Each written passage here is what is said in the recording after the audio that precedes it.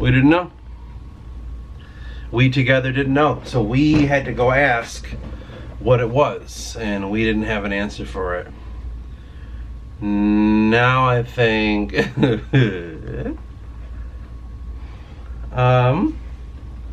are you today? Today I'm Bilo Bilovsky, and I'm your cousin, your step cousin. Still doesn't matter. What did we do today? We didn't do anything today. We got up about a couple hours ago. So what do you mean, what did we do today? Okay, well, what are you gonna do today? What am I gonna do? I don't know. Hopefully we are going to gently walk into, if you want to call it that, for some reason I do, book 2. We're going to kind of tread into that idea, and we don't really know what we're going to uncover though.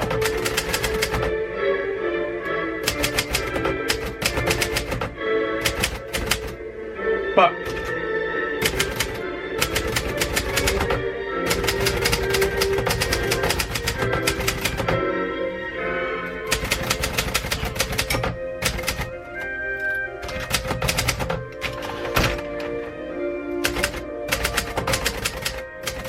so I'm doing a little bit of work.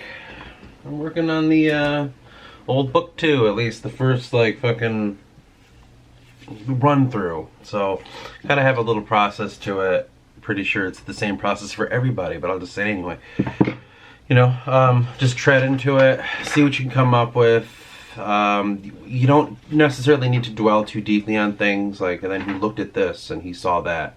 You don't need to go any further than that. You know what I mean? Like, it's a waste of time, I think, depending on how you're writing, what you're writing, I should say. But that's what I kind of do. And then I just get a grasp of what's going on with the characters. Nothing too deep. The dialogue is very hollow, and the plot and stuff. It's just the first diving into it, you know. My writing kind of comes in like layers. Then I'll go through this and rewrite this, and then I'll rewrite that, and then I have something I like, and then I can go forward. For me, writing is, well, it's like anything else I do. I have a really hard time going, well, I'll say it like this. I have a really hard time going into something.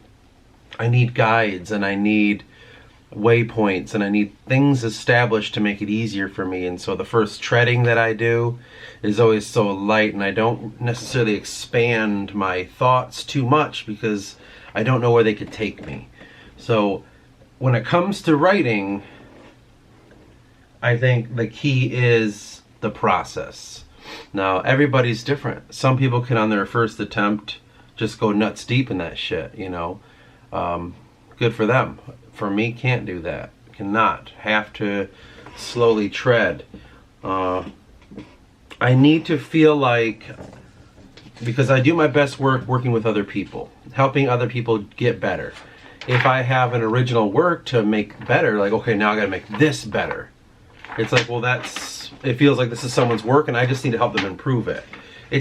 You gotta find ways to make things work for yourself. But here's something that I was thinking about that I really, really, like, I'm having a hard time in. That is the idea of, how would I word it? I really wish I knew what I wanted to do when I was younger. It would have made this a hell of a lot easier. Paying attention in English class. Man, I really would have been so good if I did, because as I sit and write, I feel so behind. Because like in the moment, I don't necessarily know how to use commas and shit. In the moment, I don't know how to use smarter words or expand my vocabulary or like type it up different, like kind of create something you want people to look at with the words they invoke stuff. I lack these skills, and I'm like, damn. Really wish I would have paid attention and all that, and I know it gets, if you work on it, you get better at it, right? So, you know, the thing that I have been thinking about is I would love to just restart, you know what I mean, a schooling in English from the beginning and just run through it, see how much I really know, get elementary, and then start getting more expanded. Because I think that for me, what works the best is I like to go to the beginning of anything. You know, like I don't like to start halfway through it. When it comes to learning something, I want to, like, well, do I really know the elementary stuff of writing? Yes, I do. I'm 32. Like, well, do you though? Let's go back and check. Do you even know what a noun is? So just, you know, like when someone tells me what's an adjective, I honestly, it's going to take me a minute trying to figure out what that is. What is an adjective? Is that something describing a noun? Or what is an adverb? What's a verb? Is a verb an action word? You know, like I just have to make sure that I, you know, do I really grasp it? Or, because when you think about it, it's like a draft. Just go back through and edit all the little things like, oh, you got verb and adjective mixed up, or whatever it is, pretend. You fix that, now going forward it'll be a little easier because you just fixed an old problem instead of keep using it. Or how do you, like, I still don't understand how to use a semicolon. I don't get it. Like, I've read countless times, but it just still doesn't, I'm like, how do I, that's cute, they showed me an example sentence, but how do I know how to do it for my sentence? If that makes sense. So that's just like the hard parts of anything to do, and I don't know how to. It's almost like I would love to take courses in English again, because I don't have the. I don't feel. How would I word this? I don't feel like the English that I have is satisfactory to what I want to do and what I want to accomplish. You can only self-teach yourself so much until you get to a point where you're like, okay, what am I missing here? You know, what is the thing that I need to, you know, unravel even more than I already have, you know? I don't know necessarily what that means and how to approach the growing concerns that are mounting in my mind, at least. So I thought we have to figure out how we ourselves can access new knowledge, but it's got to be geared towards the skills that I'm trying to achieve, because I have a reason for these skills, and that is to create this book, or these series of books, apparently. Like, I'm really excited to unravel the story, and I typed up 1 page already of book 2 in no time. Honestly, like, it began and all of a sudden I was done with the page. I was like, oh shit. You know, like, I'm excited to jump back into this. You know, I'm a little leery that I'm gonna fuck it up. You know, like, am I gonna do justice to it? And what are the things I need to keep in mind? What are the things that I have to try to remember when it comes to the elements of the story, how the story finished, you know, the characters' flaws and the characters' like personalities. Like, this is a first time for me, so it's kind of difficult, like, knowing how to access all these little tools and stuff. It's not like I took classes even in you know, when I was a kid, like, here's how you write books. Like, no one teaches this. It's just like something that you have to figure out on your own, apparently. And I'm so envious of other writers, man. I really am. I don't think I'm a part of what they're doing, if that makes sense. Not like I'm not a writer, it's just I don't think I'm on that tier yet where I want to publicly claim I'm a writer. You know, because book 1, for those that are reading it, that's years of fine-tuning and getting and figuring it out. You know, it's not like, yeah, I wrote that in like 6 months and fucking there you go. You know, I edited it a couple times. Like, no, like, that's a lot of work there. So I know ahead of me, I got a fuck ton of work to do. I think when it comes to channeling a story that you're making, whatever that story may be, and doing justice to it, it's like it's treading some dangerous waters. You could do anything to the story. You could completely destroy the story. You could make the story better. You could do anything to it, and it's terrifying to the prospect of destroying the story. You built it up to this point, and now someone says, okay, what's the conclusion? And you have to conclude what happened in your previous one, right? Or prelude it, for instance. Like if you think about Star Wars, I remember there was some documentaries I had watched of George Lucas creating the new prequels and all that, right? And this documentary was for episode 1, and somewhere in it he's like, you can completely destroy these. It's really easy to do. And it freaked me out. Like how easy it is. Like the story that I've come up with in book 1 was a fumbling, bumbling, foolish person trying to find some kind of story and manage to wrap a few things together. Okay, you did that on accident, essentially. Okay, what about your second book? Are you gonna approach it the same way? You gonna fumble your way through this one too? Half-ass attempt here and try your ass off there and come up with something on accident and then purely just refine it? Are you gonna do that again? Or are you gonna approach this one differently? Are you gonna write this one on purpose? That's terrifying.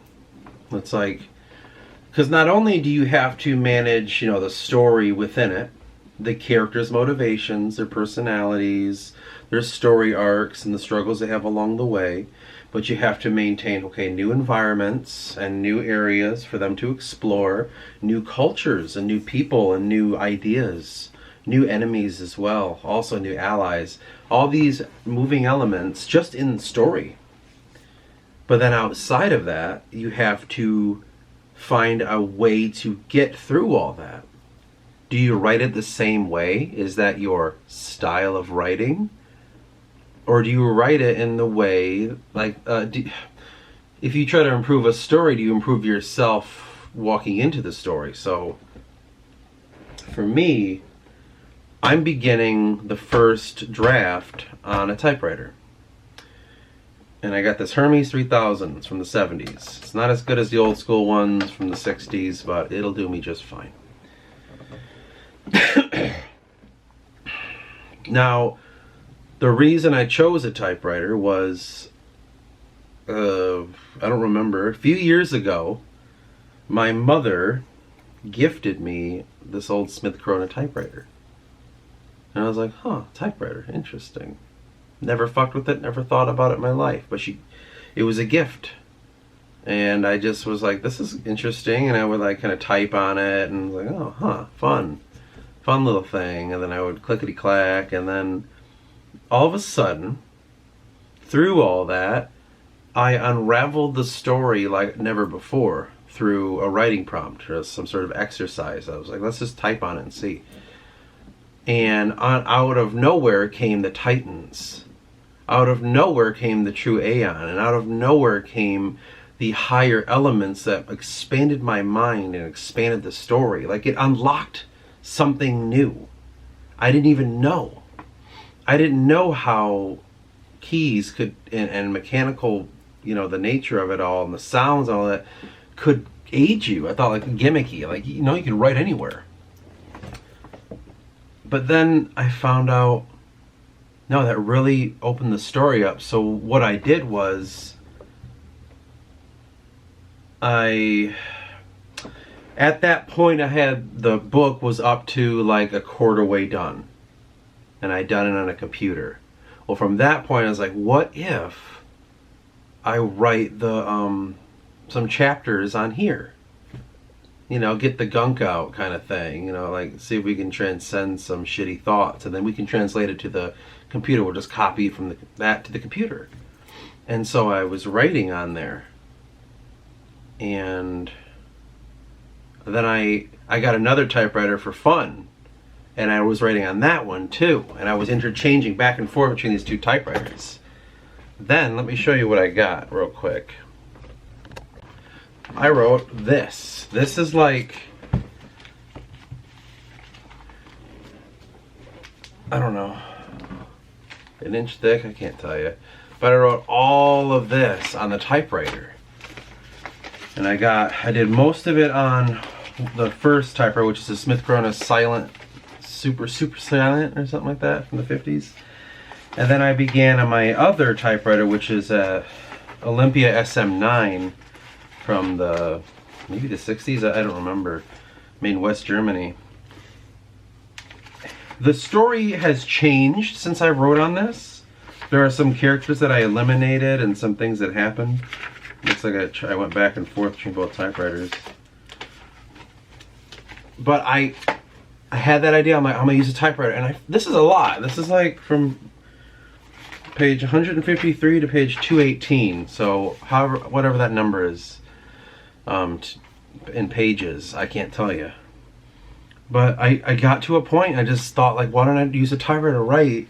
And I fucking did. And what that did was, it helped me see, like, maybe this is a process. Maybe this is something that we can do. We can fucking explore the story through the typewriter first. And then I literally, those pages I copied over to the computer, and as I was copying over, I thickened a sentence, or I added a little more description to the sentence, or I you know, edited the grammar, the spelling, this and that, like, oh, let me extend this paragraph out. And now that paragraph said one thing, but that was 2 sentences long, but when I copied it over, it triggered something new, and then that one I added a whole new paragraph, you know, and I improved it. I transposed it over with improving. Then I had this better version. Now, the typewriter ended up leading me into, at least in this attempt, a dead end, because I came to a point in the story and I met certain characters, and then it went to a whole different area, but I stopped there because it resembled too much of another book. I realized, I was like, I can't do that. This is retarded. Like, I can't do that. People are gonna think that I'm trying to recreate this book here. So I ended up scrapping it. I kept the bones of it, changed some names around, added some new characters, and all of a sudden, bada boom, bada bing, it led to a whole new story outcome. So I left such of the ending so open-ended that even I was surprised the way book one ended. I was like, holy shit, okay, so that's how it ends. Interesting, I didn't even know. There's that element to it, and I that's what I kind of liked. So again, I'm going to use a typewriter again on purpose from the beginning. Is that a mistake? I don't know. It does feel right, so we're going to go with it. And this, like I said, but the scary part is you could ruin it. Trying to make it novel. I don't want to use a typewriter novelly. Like, look at, I wrote my book on a typewriter. Like, I'm not trying to do it that way. I just like what it invokes when I'm using it. These are my words that I'm putting on this screen here. Screen. Look at that. See? That on this piece of paper. I feel like I'm closer to it. You know, when it goes into the screen, it's just a little farther away, I guess. Maybe it's not. It could just be in my head, but it just feels like it's a little farther away when I'm typing into a screen. There's a lot of elements throughout writing that I've learned. I always try to leave spots for the stream of consciousness writing.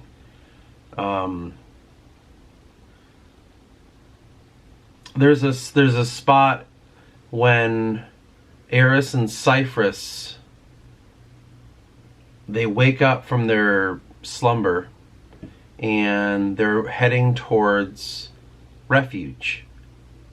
There's that spot in there. Now there's a spot in there when Eris is just thinking. Was just stream of consciousness writing. I didn't sit down and like, he needs to think this because this will lead to that thought, and later on it wasn't that. It was just, let me just be this kid for a minute. And then I just was everything. I did that throughout the book, and I got to remember that in book 2, like, give yourself a time. Whenever the character sits and thinks, which they do a lot of, I don't take that moment and say, like, we need to have them ponder this so we can use that. So now he starts wondering, what is that staff really? You know, like, no. I don't do that. I think real. I'm like, what would they be thinking here? Not everyone sits and thinks, you know, like, easy as it does in movies and books. Like, you know, like, what were his intentions? Like, no, it's realistic. I'm going to make them think like a human being. You know, not everyone's so, like, you know, keen on, like, in the real world, here's what I'm trying to say, not every single person, most of us, I'd say, don't know what our plot is. You know what I mean? So we're not sitting there identifying all the elements around us, not realizing, like, well, this leads to that, and this guy I met is going to help me go here, so the plot of my life is this, and like, we don't think like that. We want our books to be that way for some reason, but we don't think that way. And I thought, I'm going to write a fucking book that's more realistic and says, it doesn't just feel like some simple fucking plot. And, you know, I love these things, but this is examples like destroy the Death Star, throw the ring into the mountain in Lord of the Rings, or whatever else. You know, I'm not really keen on any other things. But that's not like, I don't have one. There is no ring in the mountain. There is no destroy the Death Star, become a Jedi, save your father. There is none of that. It's just, I don't know what it is. Because that's kind of what life is, isn't it? I mean, some people might be able to sit down and go, like, my life's going to be this, this, and that. I'm going to do this along the way, and then like, when I'm 89, this is what I'm going to accomplish. Some people can do that. Good for them. I don't know how. So how can I write something that isn't what I am? You know, I remember really sitting down and saying, I want to be 100% honest. I want someone to read this, and I'm not giving them any phony shit. I'm not fluffing anything up. I'm not being pretentious or telling them this and making them think that or pretending to be something that I'm not. I wanted the book to be completely me and what I think and who I am. So going about it that way, I took realism a little bit too real at times. There might be sections in the book that are like, yeah, this is like, what's this here for? What is this here for? This doesn't really progress the story or whatever it is, you know what I mean? And in my mind I kept thinking, like, yeah, well, sometimes in life it doesn't feel like moments do anything for you. Sometimes moments just happen and you're at the whim of it. And my thinking is, like, can I explore catching on to those moments?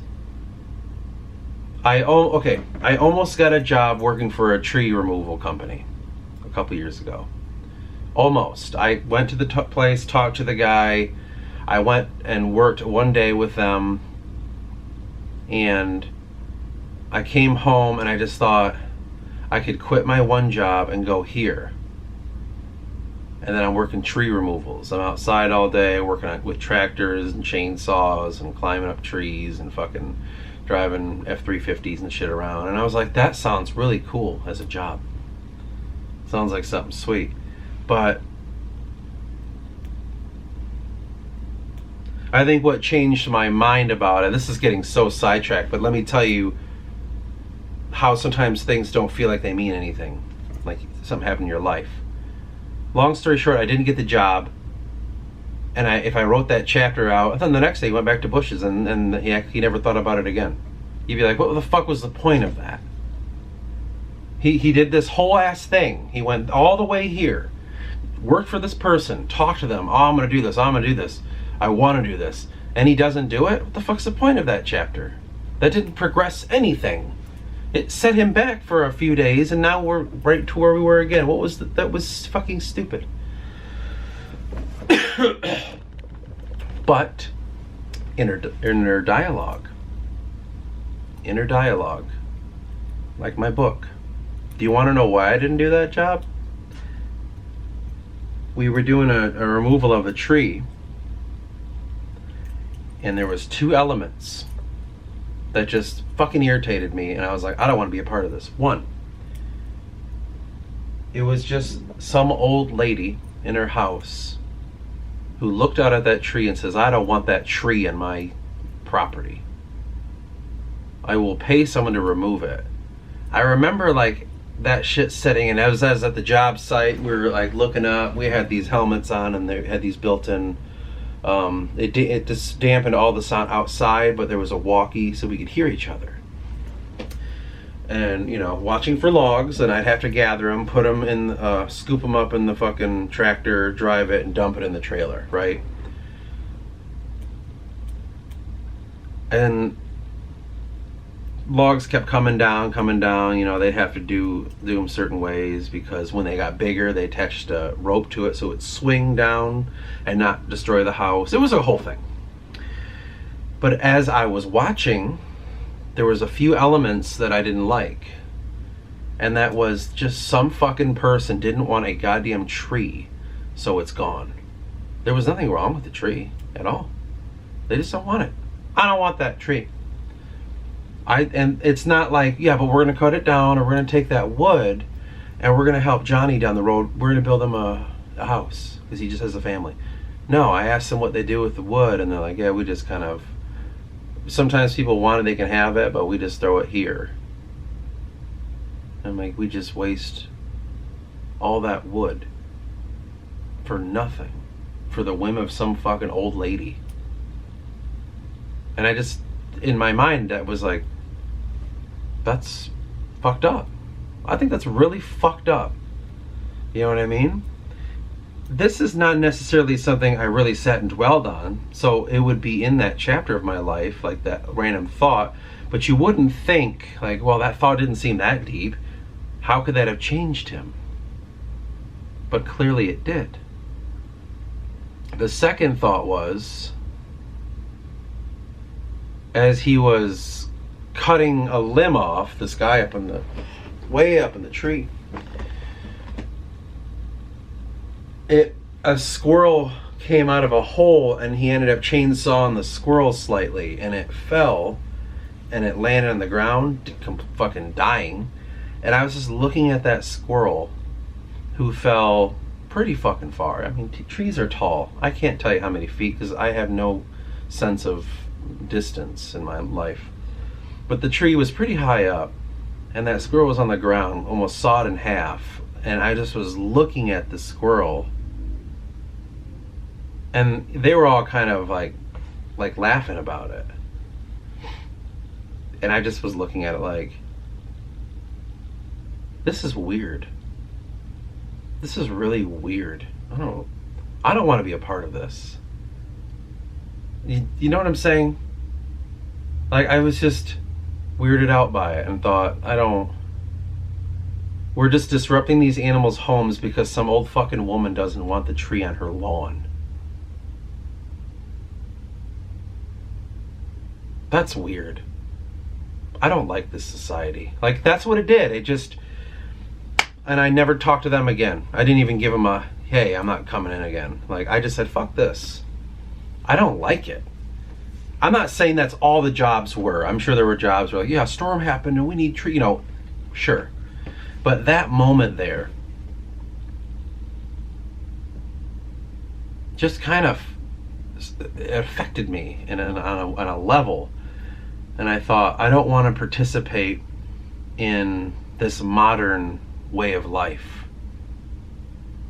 where man is destroying nature for no fucking reason, and why we're advancing ourselves into the idea of control of nature. You know, I was like, this I cannot do. And I didn't do it again. Now, what does that have to do with the story of my life?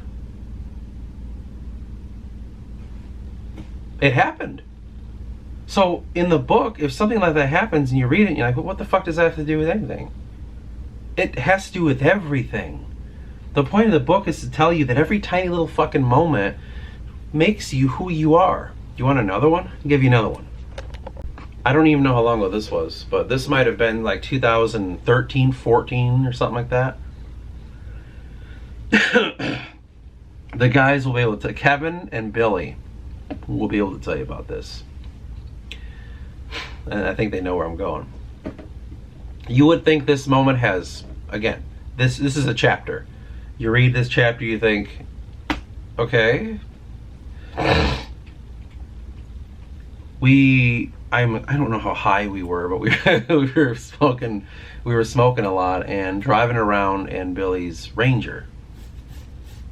And he had an M1 Garand, those old World War II guns that the Allies used. The fucking had the thing that when it ping shoots out. It was pretty cool, and I thought that was pretty sweet. I was like, wow, that is an awesome weapon. I held it. It was really heavy. I was like, whoa.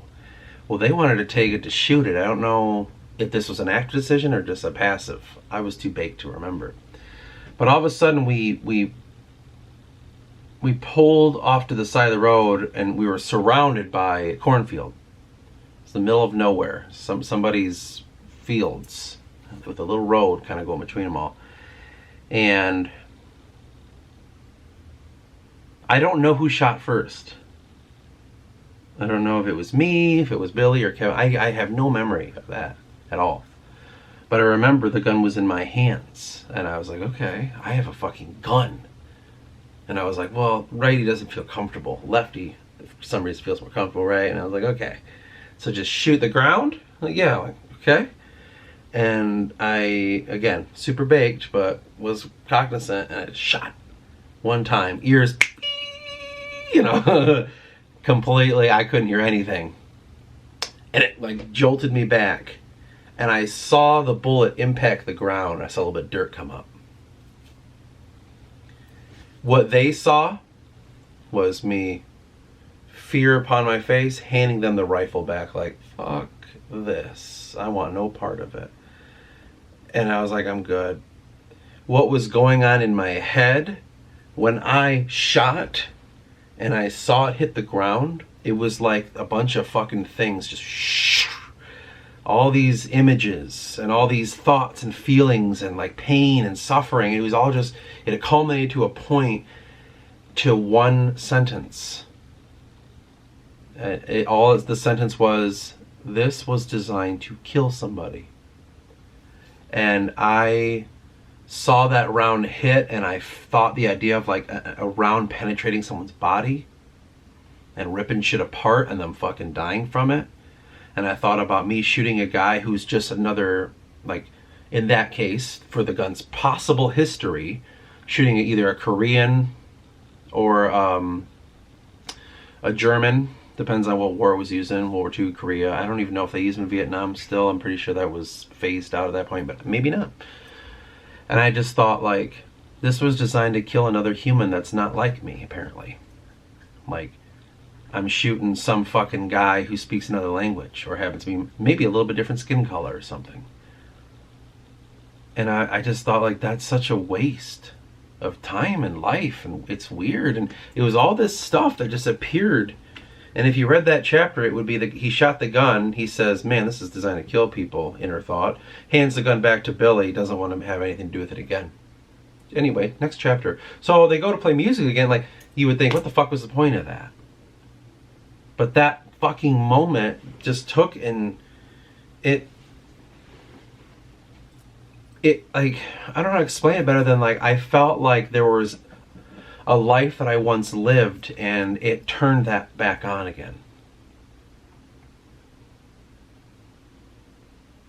Same with that squirrel. It felt like that moment turned on like a memory, like from an ancestral memory. Like, we don't like this.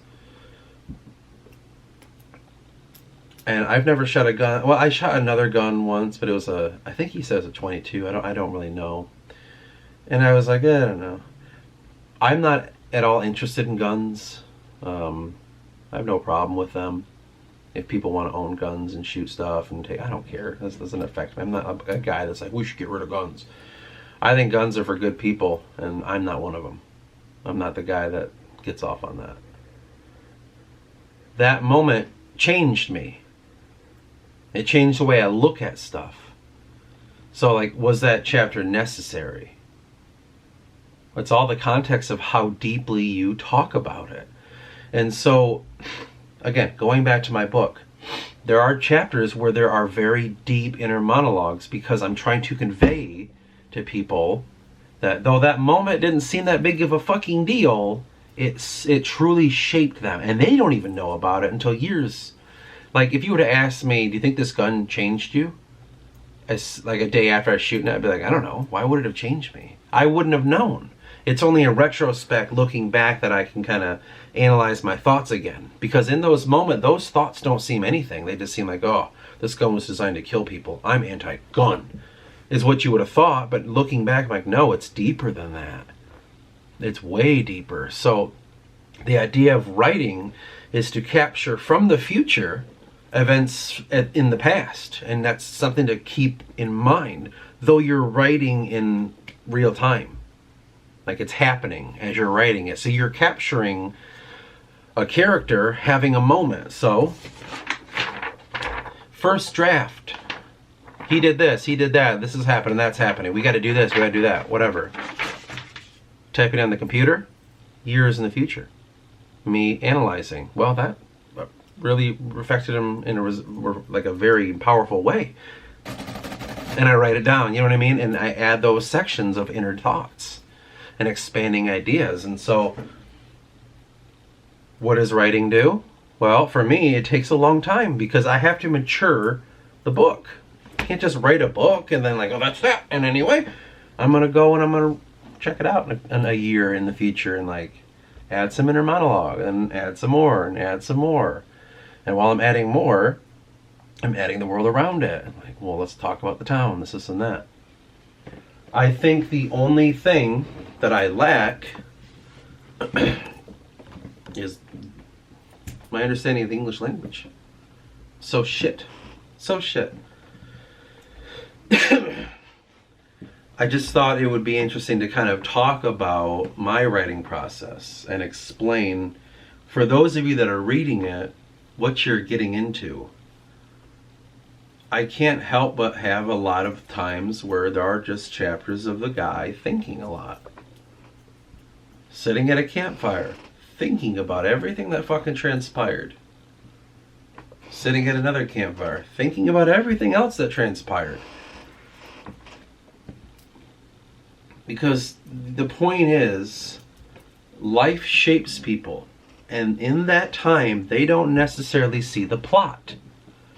They don't, like in my book, my Frodo doesn't realize he's got to destroy the ring. My Luke Skywalker doesn't realize he's got to destroy the Death Star. Or has to, become a Jedi. And destroy the Sith. He doesn't realize this. It's just, it's happening. It's not to say those plots aren't there, but they don't have a clue that they're there. They're just hanging out, living their lives. Not everyone you meet's this fucking lore master who's like, oh, so like in the history of life, this happened, and then that happened, and it was a dark time. Like, what were the chances of you meeting some fucking wise sage? You know, like, just like real life, you're gonna just meet a guy that knows a lot about football, and you're like, well, that's cool. It doesn't mean shit to me, but it's cool that you know a lot about football.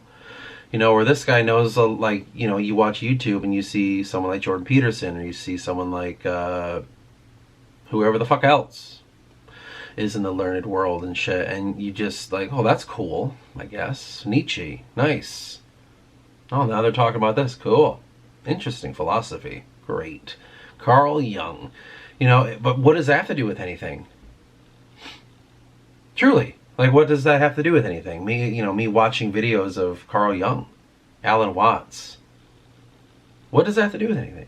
Nothing, really. I mean, it's cool, it's insightful, it's like, interesting. But at the end of the day, like, nothing really. Are those chapters we just neglect and just say, that doesn't matter? Is that merely something of our modern era, our modern time of we only just to the point, fast to the point, get there fast. I want it short. I want it easy. I don't want to think a lot. And it's like, that seems to be our modern era. And I so much fight that. I'm like, absolutely not. I'm going to make you suffer through things now. Maybe I'll add a chapter that means nothing on purpose. Because fuck you.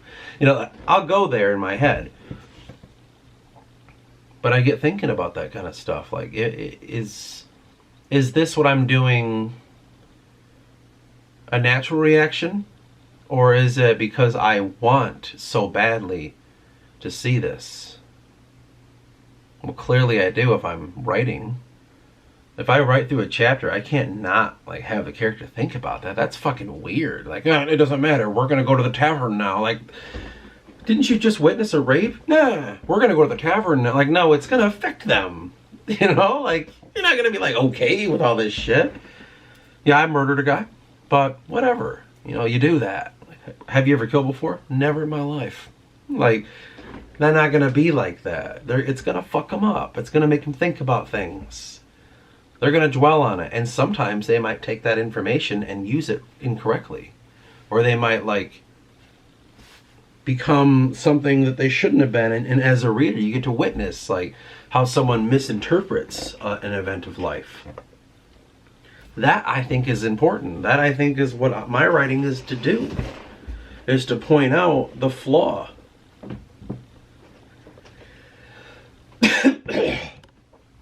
My chest hurts. Yeah, that's it. I think we just made a video again. I wanted to just really lay out what writing is to me. So that's what we'll call this video. What is writing to me? I'll have 3 people watch it, and those 3 people will be like, I don't know why he needed to make that video. Probably, I don't know. That's cool. I guess it's cool to be heard, at least. Anyway, I'll keep saying it. Book 1 is out there to certain people. If anybody wants to read it, I'm more than happy to send it out. Not really sure where everyone's at on it. You know, one person I know is finished, another person's halfway through it. One person had just begun it recently, and that's all I know. Out of the 9 people, I know 3 people are at least trying to read it. So I don't know. I don't really know how people really feel about it. With my wife, since she's present with me, we live together, she could be more vocal about chapters and stuff, and I ask her like, what'd you think about that chapter? That's my favorite one. And what'd you think about this? And she'll voice a confusion, and I'll be like, no, it was just that.